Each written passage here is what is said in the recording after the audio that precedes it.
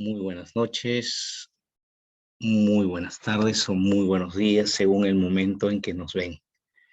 El día de hoy quiero hablar de José María Arguedas y los ríos profundos. Para ello quiero compartir un PPT que nos va a permitir acercarnos a esa maravillosa obra mágica y andina que escribió José María Arguedas en 1958. Arguedas es el símbolo del escritor indigenista, aquel que no solo fue un escritor indigenista, sino que vivió como indio, como campesino en una comunidad y supo entender mejor que ningún otro escritor sobre el tema andino. Ahora vamos a explicar paso a paso esta magistral obra que nos ha dejado José María Arguedas. Empezamos a grabar. Vamos, ahí va. Voz de José María Sí, Arguedas. está grabando. Sí, está bien. Supongo que está grabando. Sí, está grabando. Chiaraya guay mayu patapi cartamoani cierto chum cartamoana canqui. Yo lo canto más alto, ¿eh? Hay que cantarlo más alto. Esta es tu nota. Loro chai, loro chai, loro chai, loro chai, loro chai, loro. José María Arguedas nació un 18 de enero de 1918 en Andahuaylas. Como ustedes saben, es la sierra sur del Perú, quizás la sierra más empobrecida que tiene nuestro país. A los 3 años perdió a su madre y se quedó a vivir junto a su padre Víctor Manuel Arguedas, que era un abogado cusqueño. Cuando tenía 6 años José María Arguedas, su padre se compromete y él a los 6 años va a vivir con Grimanesa Arangoitía, que es su madrastra, una mujer hacendada en Lucanas, que es donde él descubre el maltrato, inclusive duerme con los indios en una batea, y es abusado por el hermano, que es golpeado por el hermanastro. Así que a los 10 años, nuestro escritor José María Arguedas huye a Viseca, donde un tío llamado José Perea. Tanto será su soledad que a los 10 años, imagínate, él tiene que huir porque no soporta esa vida miserable que le dan debido a que su padre nunca estaba en la hacienda. Su padre siempre fue un abogado itinerante, un abogado errante. Acá se va plasmando la soledad de José María Arguedas, esa idea de no entender por qué los indios son maltratados. Y justamente hemos empezado con el canto de Arguedas porque es un canto de soledad, es un canto que quiere rescatar esa identidad. En la obra de Arguedas está muy presente su vida en la hacienda de Lucanas, sobre las injusticias, y también su amor por los indios, por los artesanos, por los músicos, por las costumbres que él pudo vivir desde los 10 años en la hacienda de Viseca. A los 13 años ya está en Abancay, en un internado, y a los 16 años en Huancayo. Años más tarde, a los 20 años, José María Arguedas llega a la Universidad Nacional Mayor de San Marcos, donde logra entender mejor la realidad del Perú.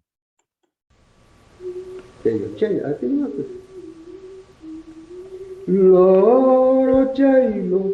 Yo lo canto una nota más alta, ¿eh? Es así. Sí, espérate. Chiaraya guay.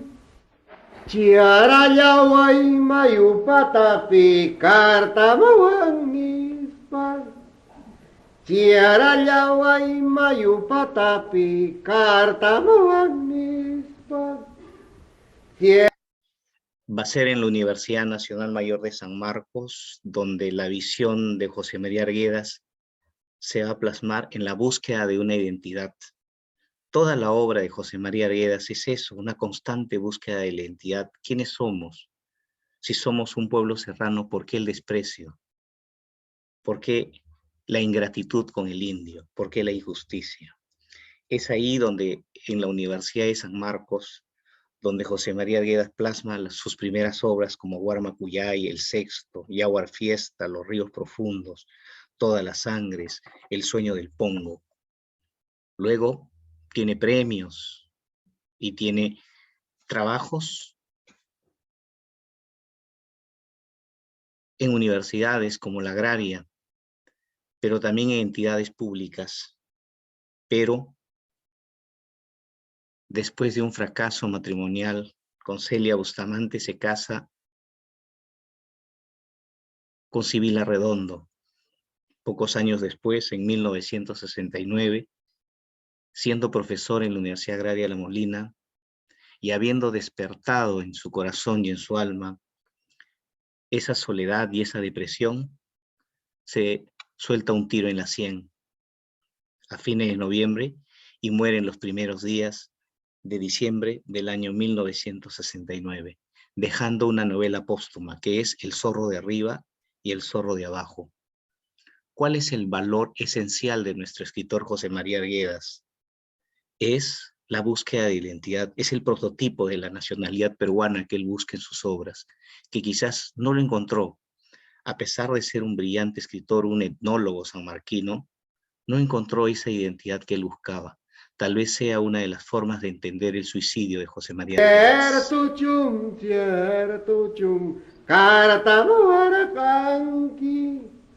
Loro chai, loro chai, loro chai, loro chai, loro chai, loro chai, loro chai, loro.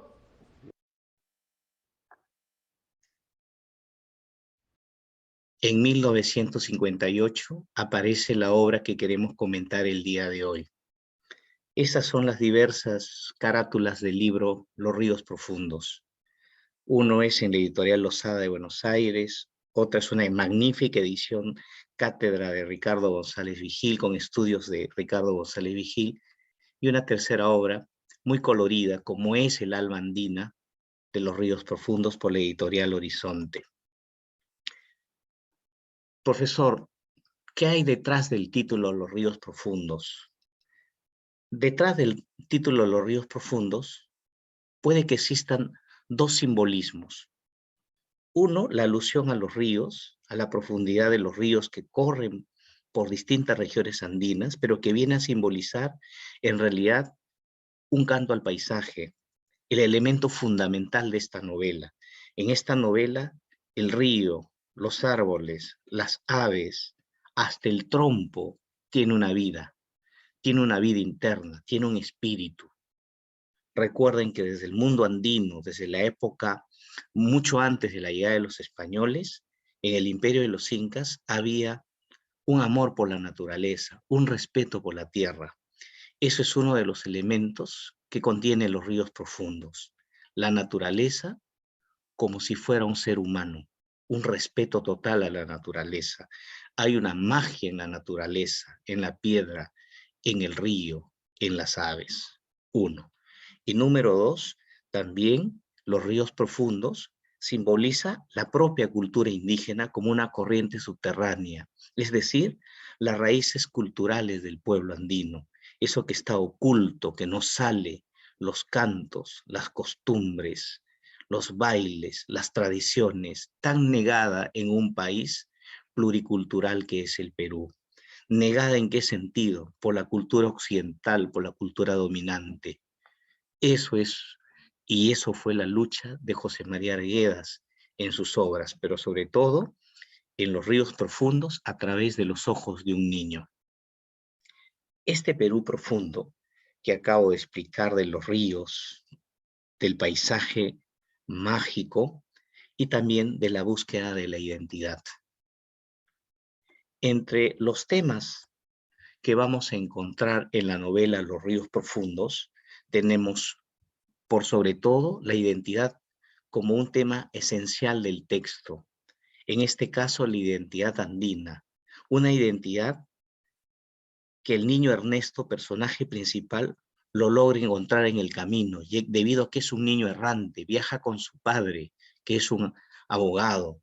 Él es hijo de blanco, pero criado en una cocina de indios, criado con los indios, que comprende perfectamente el quechua, inclusive canta el quechua. Ustedes han podido escuchar la voz de Arguedas cantando en quechua, que es llevado por su padre por distintos lugares. Esa identidad de indio, siendo blanco, es lo que está presente en la novela Los Ríos Profundos. Número 2. También en la novela Los Ríos Profundos está presente la magia y las creencias. La magia en la campana, la magia presente en la misma naturaleza, en los cantos, hasta en el trompo que gira, que él le llama el zumbayu, está presente esa magia. Él habla con el trompo, le pide al trompo que lleve a través de su silbido su súplica hacia su padre para que lo saque de ese colegio donde él se siente un niño que no encuentra una forma de ser feliz, que no encuentra una solidaridad. La magia y las creencias es otro de los temas esenciales del libro Los Ríos Profundos, donde él se apoya bastante en las creencias andinas, a pesar de que esté en un colegio cristiano, ¿no? En un colegio cristiano. Las contradicciones entre lo cristiano y lo andino, entre la magia y las creencias. El tercer elemento presente en la novela es la vida errante. Así como en el poema de Antonio Machado, nuestras vidas son los ríos que van a dar al mar, que es el morir. En La vida errante de José María Arguedas es habitar un mundo que rodea a Ernesto. Es la forma de vida adquirida por su padre como abogado, y este niño va detrás del padre hasta que Ernesto comprende muchos lugares, comprende muchos bailes a través de esos pequeños detalles que más adelante él va a poder rememorar como un depósito de información. A través de ese modo de vida, él construye su propia identidad. El cuarto elemento tiene que ver con lo que hemos visto en el punto anterior, con la vida errante. El cuarto elemento es la memoria. Ernesto, como niño, llega a los 14 años, tiene una mente prodigiosa, es capaz de guardar viajes, paisajes, sensaciones, olores, comportamiento de animales, personas, ríos, caminos. Y su memoria es la felicidad, funciona como un escudo en los momentos de soledad y desesperación en el colegio cuando lo golpean, cuando abusan de él. De algún modo, Ernesto es depositario de un gran saber. Recuerda huaynos de los rincones más remotos, diferentes acentos del quechua, vestimentas, costumbres, creencias. La memoria prodigiosa de Ernesto es como un escudo que se defiende de ese mundo occidentalizado. Otro elemento es la naturaleza animada, la naturaleza que tiene vida. Hay una mirada panteísta sobre la naturaleza que viene desde las tradiciones incaicas. Dios, en este caso podemos decir lo divino, es inmanente a todo cuanto existe y se manifiesta de modo contundente en la naturaleza animada. Pero el río, por ejemplo, también en José María Arguedas tiene voluntad divina. Es capaz de beneficiar o perjudicar a quienes lo habitan.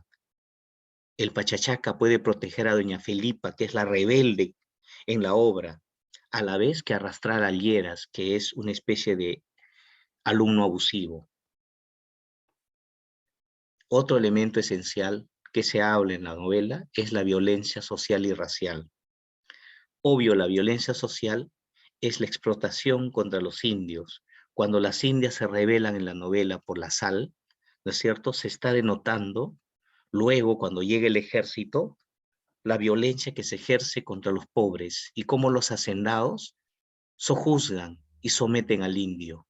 Y la violencia racial está presente también en el colegio, no solo entre indios y blancos, sino también se asusa una violencia entre peruanos y chilenos. Entonces la violencia está fuera del colegio contra los pobres, contra las mujeres rebeldes, pero también dentro del colegio, sobre todo contra aquellos que son indios. y el mal indudablemente como un elemento al final, cuando muchos alumnos abusan sexualmente de la OPA Marcelina, ¿no? Entonces, al final Ernesto pide perdón por todos los amigos que han abusado de la OPA Marcelina, ¿no es cierto? Entonces, hasta en los ojos del padre director, dice, el mal se puede también reflejar en los ojos del padre director. En otros momentos tan misericordiosos puede ser, pero también tiene arrebatos y miradas cargadas de fuego y sospechas de su amigo Antero, convertido en un desconocido, como una especie de perro rabioso, ¿no? Ernesto siente que se contamina mirando a los estudiantes abusar de la pobre Marcelina, y que él no hace nada para detenerlo, él tiene un sentido de culpabilidad. Los ríos profundos de José María Arguedas manejan estos temas. Ahora vamos a poder explicar en pocas palabras y luego lo vamos a ampliar un poquito más con respecto al argumento de los ríos profundos. El argumento lo podemos resumir en 5 partes, Luego lo vamos a ampliar, ¿correcto? Entonces, el argumento de la novela es de la siguiente manera. La obra se inicia con la llegada del padre y Ernesto para solicitar trabajo en el Cusco donde un pariente, que tiene una enorme casa, pero lo recibe como si ellos fueran unos nadie. Duermen inclusive en la cocina, en el lugar de los indios, siendo un pariente al cual el papá va a buscar a pedirle un trabajo, el padre abogado. Al día siguiente, este pariente que le llaman el viejo, los atiende, pero no logra darles el trabajo. Para él, ese padre y ese niño son insignificantes. Así que el padre decide dejar de lado el Cusco, dar media vuelta y emprender su viaje hacia otros lugares. Ahí pasamos al punto número 2. Entonces el padre y el hijo, que tuvieron una esperanza en el Cusco con el viejo, que es un pariente, deciden proseguir su viaje por distintos pueblos en busca del trabajo que el padre quiere, defendiendo litigios de tierras, pero no lo consigue hasta que llegan a Abancay. Abancay es la última parada del padre, donde le dice al hijo que lo va a tener que dejar, porque él tiene que conseguir un trabajo, pero en diversos pueblos. Ya no puede llevar a su hijo, lo tiene que dejar. Y viene el punto número 3, es cuando lo deja en un internado religioso. Indudablemente que el hijo quiere seguir a su padre, pero el padre no lo permite y decide dejarlo en este internado. Conversa con el director, que es el padre principal, y le dice que él va a ir en búsqueda de clientela. Le deja un dinero y que luego promete mandar más dinero para que su hijo pueda tener una educación, es decir, Ernesto. Y se da la partida del padre. Ernesto, como es natural, queda en soledad. Y ahí viene la parte esencial de la obra. Muchos capítulos se dan dentro del colegio, la vida en el colegio, que es quizás la narración más hermosa de José María Arguedas, donde empieza a describir a distintos alumnos, distintos caracteres, a los que dirigen, y cada uno de ellos con todos sus odios, sus rencores, sus miedos y sus temores. Ahí conoce el mundo hostil, conoce la pobreza de la gente, no solo dentro del colegio, sino sobre todo la pobreza fuera del colegio, cuando él los sábados y domingos puede salir a recorrer el pueblo, incluso ve lugares prohibidos como el lugar de las prostitutas, ve lugares de las chicheras, conoce la pobreza, la miseria. También conoce la rebelión de las mujeres pobres que se rebelan en favor contra la empresa estatal de la sal, porque no tenían la sal. Y Ernesto, es parte de esa rebelión. Con doña Felipa, él se siente muy contento de apoyar la rebelión, aunque luego va a ser castigado. Posteriormente viene la represión del ejército, ¿no? Castigan a las mujeres haciéndoles comer excremento. Y ahí viene el proceso de concientización de Ernesto. Él toma conciencia. Algunos alumnos lo critican y 1 o 2 están a favor, pero sobre todo el padre director lo castiga de una manera cruel, echándole creso por todo el cuerpo. Al final se contagia, viene el punto número 5, se contagia de una enfermedad llamada el tifus, que llega al pueblo de Abancay, y entonces él decide irse al Cusco, donde ese pariente viejo que lo rechazó, porque así lo ha determinado el padre. Y ahí se da el final de la obra, cuando él tiene que ir a pie desde Abancay hasta el Cusco, en busca del viejo, porque así lo ha demandado el padre. Ese es el argumento de la obra Los ríos profundos. El capítulo número 1 se refiere al encuentro con el viejo, que ya les conté. Un caserón viejo en el Cusco, un ser malvado, duermen en el piso de la cocina, al día siguiente son recibidos, se despiden luego del rezo, que es en realidad pura hipocresía, parten para Abancay en un camión donde él dejará a Ernesto, capítulo número 1.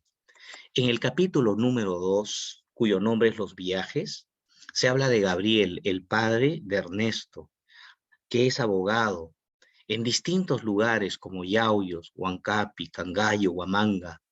Los recibimientos, algunos son buenos recibimientos y la mayoría son malos recibimientos. No hay trabajo, unas cuantas monedas por defender o hacer un documento. Las naturaleza y las costumbres se van reflejando en cada una de las descripciones de este capítulo llamado Los viajes. El capítulo número 3 se denomina Las despedidas, donde el padre deja al hijo en un internado de Abancay. Abancay es un pueblo silencioso, muy pobre en el sur del Perú. Se da la entrevista con el padre Linares, que es el director del colegio, que algunas veces es bueno, pero también otras veces es malo, porque él está siempre del lado de los hacendados, jamás del lado del indio. Gabriel parte a Chalhuanca a asumir litigio de hacendados y deja al hijo en el internado. Capítulo 3. En el capítulo 4 se da la vida de las haciendas, donde los sacerdotes van a cada una de las haciendas, Auquibamba, Pati, Yaca. ¿Para qué? Son las misas del padre Linares, un padre que se le escribe como canoso, viejo, omnipotente. Su discurso siempre gira en torno a Dios, a la Virgen, la patria y los héroes, su odio a Chile y la venganza, y por último, el elogio a los hacendados. A los indios siempre hay una especie de extirpación de idolatrías, es decir, decirle al indio, gracias a los hacendados, tú tienes lo que tienes que ser agradecido. Si tienes que sufrir, pues tienes que sufrir. Esa es parte de la vida, una forma de concientización en favor del hacendado. Y ahí empieza la toma de conciencia de Ernesto, el inicio también de su soledad. En el capítulo 5 ya es ambientado en el colegio, se llama Puente sobre el Mundo, se habla de llegado el fin de semana, Ernesto sale a caminar porque se siente aburrido en el colegio, sobre todo el barrio de Huanupata, donde están las prostitutas, las chicherías, la alegría de la gente pobre, los cantos y bailes, donde el niño Ernesto añora esos bailes, esas costumbres, el espacio donde vivió antes de llegar a Abancay, esos espacios donde era cantos y bailes de los indios. Le gusta el barrio de Huanupata. Regresa al colegio y se dan los juegos violentos entre chilenos y peruanos propiciados por los propios sacerdotes. Conoce al terrible Añuco, descendiente de terratenientes, ¿no? Y al Lleras, fuerte y bruto y altanero, alumnos abusivos que golpean. Conoce a Romero y su armónica, un músico, un niño músico. A Palacios, el más pequeñito, llegado de un ayu indio, al Peluca, cobarde y malcriado, al Yauca y sus autoflagelamientos, y también a la Opa Marcelina, que más adelante se va a convertir en la mujer ultrajada, abusada por los estudiantes de grados superiores. En el capítulo 6 se da el zumbayo. ¿Qué es el zumbayo? Es un trompo colorido, como pueden ver en la foto. Que le da características mágicas, ¿no? Se lo regala un chico llamado Antero, que era un chico rubio de lunares, a quien le llamaban Candela. ¿Y por qué le da, profesor? ¿Por qué le da el zumbayo? Le da el zumbayo porque Ernesto tiene sensibilidad de escritor, de poeta, escribe bonitas cartas, y Antero quiere que le escriba cartas para Salvinia, que es la chica que le gusta, y como un cambio le da entonces ese trompo llamado el zumbayo, con el que el alter ego de José María Arguedas, es decir, Ernesto, el personaje principal de la obra, trata de comunicarse con su padre, dándole cualidades mágicas, el zumbayo, que no solo viene a ser un trompo para Ernesto, sino también un medio de comunicación con su padre. En el capítulo 7 se denomina el motín, en el que se da la rebelión de las chicheras contra la recaudadora de la sal. Toman el estanco liderado por doña Felipa, gente pobre, a quienes les cobran demasiado por la sal. Entonces se rebelan, roban la sal y se reparten entre ellos. Los alumnos al ver y al escuchar esta trifulca por toda la ciudad corren. Ernesto participa, va hacia el caserío de Patibamba, detrás de las indias, va feliz porque sabe que esa es justicia, que esa es la verdadera justicia. Ve el reparto de la sal entre las indias pobres. Y al caer la tarde visita la casa de Salvinia con Antero y Ernesto. El capítulo 8 se llama Quebrada Honda, donde Ernesto es castigado por su conducta de ir detrás de los pobres, llevado a una misa de arrepentimiento, ¿no? Donde los pobres devuelven la sal y los hacendados se la dan de buena gente, le reparten la sal, le dicen, ustedes no necesitan robar, nosotros estamos para darles. La aparente generosidad de los hacendados como muestra de su poder. Luego el Lleras es golpeado por el padre Miguel, a quien ofendió en un partido. Se dan las trifulcas entre alumnos. El padre Linares pide el arrepentimiento de todos en la capilla y se da el ingreso de las tropas del ejército hacia Huanupata, debido a que vienen a castigar a las indias que se han rebelado por conseguir un poco de sal. El capítulo 9 se denomina Calicanto. El coronel del ejército entonces asume la prefectura de la provincia. Buscan a la india Felipe porque portaba armas. Castigan a las mujeres que apoyaron a la india Felipe con látigo y con caca en la boca, a las colaboradoras. Ernesto se desespera y hace bailar su zumbayo, ¿no? Para comunicarse con su padre. La OPA es golpeada y abusada por el Peluca y por una serie de alumnos. Huye un alumno con una costurera, el alumno Lleras. Ernesto vuelve a visitar las chicherías abiertas, ve el baile de los soldados, se identifica con ese mundo andino. En el capítulo 10 se llama Yaguar Mayu, se da la despedida de su amigo Añuco, que se marcha con el padre Augusto. Antero se hace amigo del hijo del comandante y tiene amistad con él, pero pierde la amistad de Ernesto. El músico Oblitas es detenido por fomentar bailes. Ernesto visita temeroso a la OPA, en el campanario de la iglesia. La OPA está muriendo con una enfermedad llamada el tifus. El capítulo 11, casi ya llegando al final, se denomina Los Colonos. Se marcha el ejército y se queda la Guardia Civil. Gerardo es el nuevo estudiante admirado en el colegio, es el hijo del comandante. Se da el fin de su amistad de Ernesto con Antero, quien le regaló el zumbayo. La OPA Marcelina, que estaba en una iglesia muriendo, regresa y muere en la cocina, llena de piojos y con la tifus metida en el cuerpo. Ernesto se acerca y le pide perdón, lo abraza y le dice, perdónanos a todos. Ernesto nunca tuvo sexo con ella, pero sus amigos sí. Y entonces le pide perdón por los amigos. Y cuando se da cuenta el padre, se da cuenta el padre que ha abrazado a la OPA Marcelina, quien ha muerto del tifus, entonces lo bañan con creso y lo tienen aislado, Ernesto. Y entonces la enfermedad del tifus empieza a crecer por todo el pueblo de Bancay. Y entonces el miedo hace que todos empiecen a emigrar. Parte el portero Abraham por miedo. El Peluca que ladraba como perro. No se sabe si fue la enfermedad lo que le llevó a ladrar como perro. Se marcha. Palacito se lo lleva a su padre, que era uno de los amigos de Ernesto. Y también se da la partida de Ernesto al final, cuando ya está curado del tifus, donde el tío Manuel Jesús en el Cusco, como parte a pie, desde Patibamba, donde él puede ver, cuando se marcha, las casas cerradas, el miedo de la gente por la enfermedad del tifus y por la enfermedad de los piojos.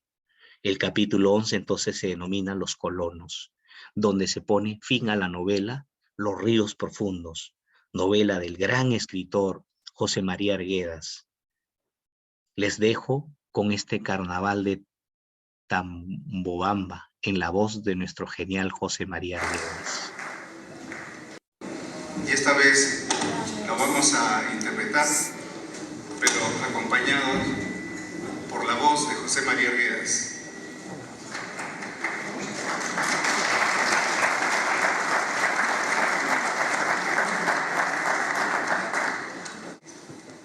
Tambo bambino matatas, yawarmayu papamu. Tambo bambino matatas, yawarmayu papamu. Iya jayanya sedongkan, iya jayanya sedongkan, jangan punyanya sedongkan.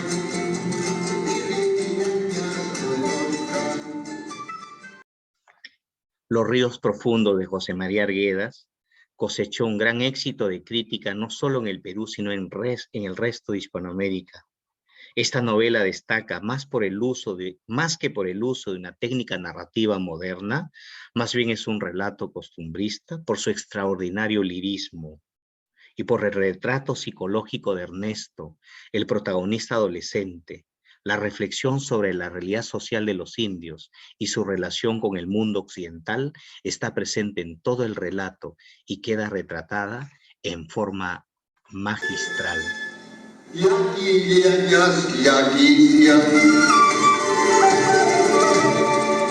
Muchas gracias. Gracias por haber escuchado esta información sobre una de las grandes obras del gran escritor José María Arguedas. Muy buenas noches.